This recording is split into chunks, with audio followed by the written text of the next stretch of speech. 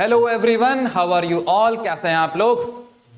Guys, I am back with another video and another topic, and in this video we will know the common goals of 5 year plan. यानी जो हमारा 5 year plan है उसके क्या क्या common goals हैं। इससे पहले वीडियो में हमने जाना था कि इकोनॉमिक सिस्टम हमारा क्या होता है और इकोनॉमिक प्लानिंग क्या होती है और हम लोग इकोनॉमिक प्लानिंग क्यों करते हैं। अब हम लोग इस वीडियो में देखेंगे कॉमन गोल्स, यानी जो हमारे 5 ईयर प्लानिंग हमने जो करी थी, 5 ईयर प्लान बनाया था हमने 1951 में, पहला 5 ईयर प्लान हमारा आया था। तो उसके क्या क्या कॉमन गोल्स थे और ये गोल्स जो है वो एवरी 5 ईयर प्लान में अप्लाई होते हैं। चलिए तो शुरू करते हैं। अगर हम लोग पहले इकोनॉमिक गोल की बात करें तो वो था हमारा जीडीपी ग्रोथ, यानी अपनी जीडीपी को बढ़ाना, अपनी जीडीपी को आगे लेके जाना। इसके अंदर हम क्या कर रहे थे? हम लोग कर रहे थे इंक्रीज इन आउटपुट, यानी अपने आउटपुट को, अपने प्रोडक्शन को बराबर consistently over a long period जब हम बढ़ाते हैं, गुड्स एंड सर्विसेज का ज्यादा प्रोडक्शन करते हैं तो इससे हमारी जीडीपी ग्रोथ होती है और आफ्टर दैट हमारी जो है वो जब जीडीपी बढ़ती है तो इकोनॉमिक ग्रोथ होती है। अब डिपेंड करता है कि भाई ये जीडीपी ग्रोथ किन चीजों पे डिपेंड करती है। तो जीडीपी ग्रोथ आपकी डिपेंड करती है इंक्रीज इन रिसोर्सेज, यानी आपके जो रिसोर्सेज हैं उनको आप कितना इंक्रीज कर सकते हैं। अब एग्जांपल कि जैसे अभी हमने जो है वो चीजों को फाइंड आउट किया तो हमें जो है वो जम्मू कश्मीर में जो है वो लिथियम के भंडार मिले, यानी लिथियम का जो है वो हमें स्टॉक मिला। तो अगर तुम्हें अपनी जीडीपी को आगे लेके जाना है so you have to find out resources. भाई आपको रिसोर्सेज को पता लगाना पड़ेगा, तभी आप अपनी जीडीपी को आगे बढ़ा पाते हैं, क्योंकि जितने ज्यादा रिसोर्सेज होंगे उतना ही ज्यादा प्रोडक्शन में आप उनको इस्तेमाल कर सकते हैं। दूसरा है इनोवेटिव टेक्नोलॉजी। अगर प्रोडक्शन बढ़ाना है जनाब तो आपको लेटेस्ट टेक्नोलॉजी, इनोवेटिव टेक्नोलॉजी इस्तेमाल करनी पड़ेगी so that you can increase the production.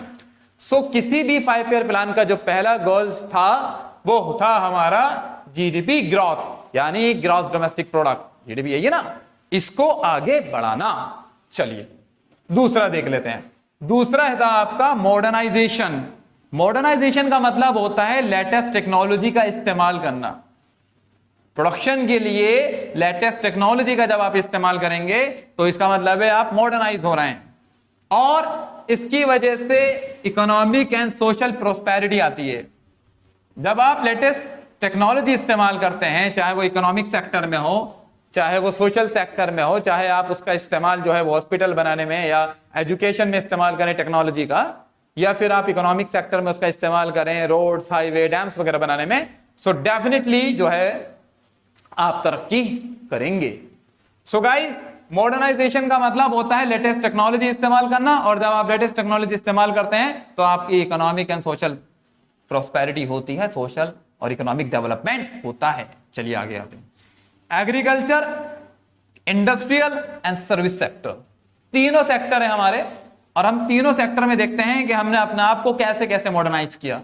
तो पहला अगर एग्रीकल्चर में बात करें तो एग्रीकल्चर में हमारा हुआ था ग्रीन रिवॉल्यूशन। आई थिंक सबको पता होगा ग्रीन रिवॉल्यूशन, हरित क्रांति जिसको बोलते हैं। इसके अंदर हमने जो है एकदम से अपनी जो एग्रीकल्चर है उसको बूस्ट अप कर दिया था, जो बहुत ज्यादा जरूरत थी भाई। अब एग्रीकल्चर में जब हमने ग्रीन रिवॉल्यूशन किया, लेटेस्ट टेक्नोलॉजी इस्तेमाल करी, तो हमने इसके अंदर क्या किया? हमने इसके अंदर HYV सीड्स का इस्तेमाल किया, हाई यील्ड वेराइटी सीड्स, और हमने जो है वो ट्रेडिशनल सीड्स को छोड़ दिया, पुराने जमाने के बीजों को छोड़ दिया और लेटेस्ट सीड्स का हमने इस्तेमाल किया। दूसरा है केमिकल एंड पेस्टिसाइड्स, यानी फर्टिलाइजर्स वगैरह हमने इस्तेमाल किए, हमने केमिकल इस्तेमाल किए, पेस्टिसाइड इस्तेमाल किए, जिससे हमारा प्रोडक्शन भी बच गया, यानी कीट पतंगों से, टिड्डों वगैरह से बच गया और हमारा प्रोडक्शन भी ज्यादा हो गया। मशीनरी, हम उससे पहले जो है वो बैलगाड़ी वगैरह और इतनी टेक्नोलॉजी इस्तेमाल नहीं कर पा रहे थे, लेकिन जब हमने 5 ईयर प्लानिंग करी तो हमने ये सोचा कि हाँ यार, हमें एग्रीकल्चर में जो है लेटेस्ट टेक्नोलॉजी इस्तेमाल करनी है। हमारी 5 ईयर प्लानिंग का गोल ये था, एवरी 5 ईयर प्लान का, कि हम अपने एग्रीकल्चर को जो है वो मॉडर्नाइज कर दें, एकदम मॉडर्न बना दें, चकाचक। चलिए आगे आते हैं। उसके बाद है आपका इंडस्ट्रियल सेक्टर। तो इसके अंदर आपको क्या करना था? Use of modern plants and technology. भाई इंडस्ट्री के अंदर आप जो है वो लेटेस्ट प्लांट्स एंड टेक्नोलॉजी का इस्तेमाल करें जिससे आपका प्रोडक्शन ज्यादा हो जाए। तीसरा है आपका सर्विस सेक्टर। पूछो मत सर्विस सेक्टर के तो क्या कहना है। इसके अंदर चाहो तो आप एग्जांपल ले लो आईटी सेक्टर, यानी जो सॉफ्टवेयर सेक्टर है, पूरी दुनिया को हम लोग सप्लाई कर रहे हैं, मतलब इंडिया जो है वो पूरी दुनिया को सॉफ्टवेयर सप्लाई करता है। बीपीओ पूछो मत, बिजनेस प्रोसेस आउटसोर्सिंग, यानी जो कॉल सेंटर वगैरह होते हैं, हम लोग यहीं पर दिल्ली में, मुंबई में बैठकर हम अमेरिका के कस्टमर को डील कर सकते हैं, ऑस्ट्रेलिया के कस्टमर को डील कर सकते हैं. So we can give our services to everyone in the world. चाहे कोई भी हो, हम उसको यहीं पर बैठे बैठे अपनी सर्विसेज दे सकते हैं. तो हमारा इन तीनों सेक्टर में यह था कि हम इन तीनों सेक्टर्स में जो है वो लेटेस्ट टेक्नोलॉजी इस्तेमाल करें. चाहे एग्रीकल्चर में हो जैसे ग्रीन रिवोल्यूशन हुआ, चाहे इंडस्ट्रियल में हो जैसे प्लांट एंड मॉडर्न मशीनरी इस्तेमाल करना हुआ, चाहे सर्विस सेक्टर में हो जैसे सर्विस सेक्टर में हमें आईटी सेक्टर का इस्तेमाल करना है, यानी सॉफ्टवेयर का इस्तेमाल करना है, लेटेस्ट टेक्नोलॉजी का इस्तेमाल करना है, बीपीओ वगैरह में इस्तेमाल करना है, इन चीजों को आगे बढ़ाना है. हर एवरी 5 ईयर प्लान का ये गोल्स था कि तीनों सेक्टर्स की हमारी ग्रोथ हो जाए. That's it. आगे आते हैं. एक कहानी बताता हूं आपको मैं कि मॉडर्नाइजेशन और एम्प्लॉयमेंट क्या कभी एक दूसरे के साथ चल सकते हैं? यानी क्या मॉडर्नाइजेशन और एम्प्लॉयमेंट कॉम्प्लीमेंट्री हैं या फिर कॉन्ट्राडिक्टरी हैं? यानी क्या आप ये कह सकते हैं कि ये बिल्ली और दूध है, यानी ये क्या है आपका मॉडर्नाइजेशन, ये है आपका कैट बिल्ली, और एम्प्लॉयमेंट क्या है, ये है आपका मिल्क. जब आप बिल्ली को दूध की रखवाली कराएंगे तो डेफिनेटली जो है वो बिल्ली दूध पी जाएगी. नहीं आया समझ में? समझो, मॉडर्नाइजेशन एंड एम्प्लॉयमेंट कॉम्प्लीमेंट्री है या कॉन्ट्राडिक्टरी है? अब इसकी कहानी क्या है, हमने इनिशियली सोचा, हमने इनिशियली जब स्टार्टिंग में हमने 5 ईयर प्लानिंग शुरू करी तो हमने सोचा कि यार ये दोनों एक दूसरे के कॉम्प्लीमेंट्री रहेंगे. यानी हम लोग मॉडर्नाइज करेंगे अपने तीनों सेक्टर्स को, इंडस्ट्री में भी और सारे सेक्टर्स को हम अपने जो है वो अपने टेक्नोलॉजी ज्यादा इस्तेमाल करेंगे.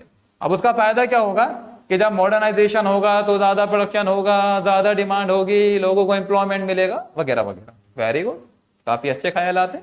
लेकिन हुआ क्या, बिल्कुल इसका कॉन्ट्राडिक्टरी, इसके ऑपोजिट रिजल्ट हमारे पास आए. वो कैसे आए कि जैसे हमने अपने देश के अंदर लेटेस्ट टेक्नोलॉजी को इस्तेमाल करना शुरू किया तो वैसे वैसे हमने जो है वो हमारी जो लेबर फोर्स होती है, जो वर्कर्स होते हैं, उनको हमने नौकरी से निकालना शुरू कर दी. क्योंकि दो टाइप की टेक्निक हम लोग इस्तेमाल करते हैं प्रोडक्शन के लिए गाइस. पहला होता है आपका लेबर इंटेंसिव टेक्निक, जिसके अंदर हम लोग जो है वो लेबर का ज्यादा इस्तेमाल करते हैं.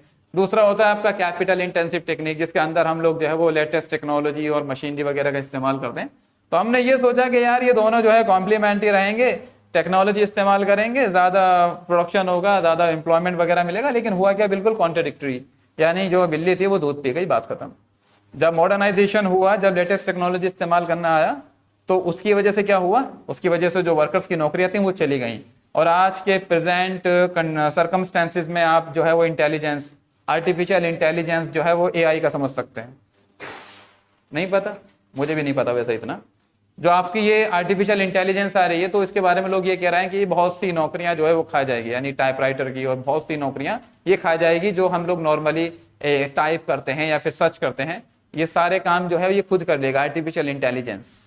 अब हमने ऐसे ही यहाँ सोचा था कि यार ये एक दूसरे के कॉम्प्लीमेंट्री रहेंगे, मॉडर्नाइजेशन और एम्प्लॉयमेंट दोनों एक साथ चलेंगे. लेकिन ऐसा नहीं हो सकता. जब देश मॉडर्नाइजेशन होता है तो ज्यादातर जॉब्स जो हैं जो लेबर से की जाती थी वो गिव अप करना पड़ता है, यानी लेबर को छोड़ना पड़ता है. So ultimately we can say that कि इंडिया में यार जीडीपी ग्रोथ तो हुई लेकिन जॉबलेस ग्रोथ हुई. कौन सी ग्रोथ हुई भाई? Jobless growth. अब जॉबलेस ग्रोथ का मतलब क्या होता है कि यार जीडीपी बढ़ रही है लेकिन एम्प्लॉयमेंट घट रहा है. अब तो जीडीपी तो आपकी प्रोडक्शन की वजह से बढ़ रही है और प्रोडक्शन आपका जो है वो टेक्नोलॉजी की वजह से बढ़ रहा है. तो एम्प्लॉयमेंट क्या? कुछ भी नहीं. एम्प्लॉयमेंट घंटा है, कुछ भी नहीं एम्प्लॉयमेंट. तो पता ये चला कि आपका जो है ये मॉडर्नाइजेशन ने एम्प्लॉयमेंट को खा गया, ये कॉन्ट्राडिक्टरी हुआ. चलो नेक्स्ट आओ. उसके बाद आपका self reliance and self sufficiency. अपने आप को सेल्फ रिलायंस बनाना था इंडिया को और सेल्फ सफिशिएंट बनाना था, चाहे वो टेक्नोलॉजी के मामले में हो, चाहे वो आपका फूड ग्रेन्स के मामले में हो. यानी हमारा एवरी 5 ईयर प्लान का ये गोल रहा है कि हम किसी भी सेक्टर में दूसरी देशों के ऊपर डिपेंड न रहें. जब हम लोग आज़ाद हुए थे तो मतलब जो ज़्यादातर हिस्सा था हमारा वो पाकिस्तान के अंडर में चला गया था वीट ग्रोविंग का, जहाँ पे आपका ये गेहूं वगैरह उगता है.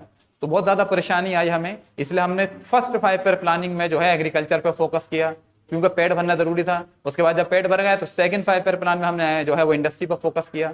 That's it. तो हमें अपने आप को जो है वो 5 ईयर प्लानिंग के जरिए से self sufficient and self reliance बनाना था ताकि हम किसी के आगे घुटने न टेकें.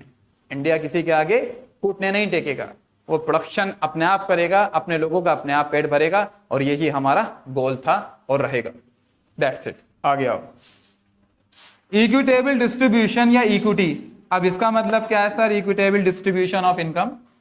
तो देखो भाई ऐसा है, ये दो वर्ड होते हैं, एक होता है इक्विटी या इक्वल, सॉरी, एक होता है आपका इक्वल और दूसरा होता है आपका इक्विटेबल।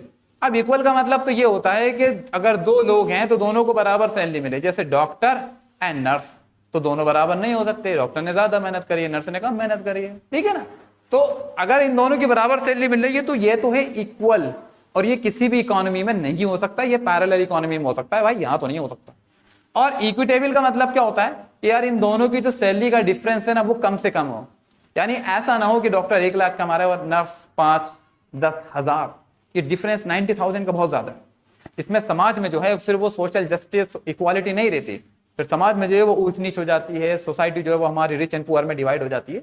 तो हम लोग यही चाहते हैं एवरी 5 ईयर प्लान के जरिए से कि हम लोग जो है वो मालदारों के ऊपर ज्यादा टैक्स लगाएं, उनकी इनकम को टैक्स के जरिए से सरकार अपने अंडर में ले ले, और फिर उसको सब्सिडी के रूप में, हेल्प के रूप में, या गरीबों के लिए प्रोजेक्ट के रूप में जो है वो गरीबों तक पहुंचा दे।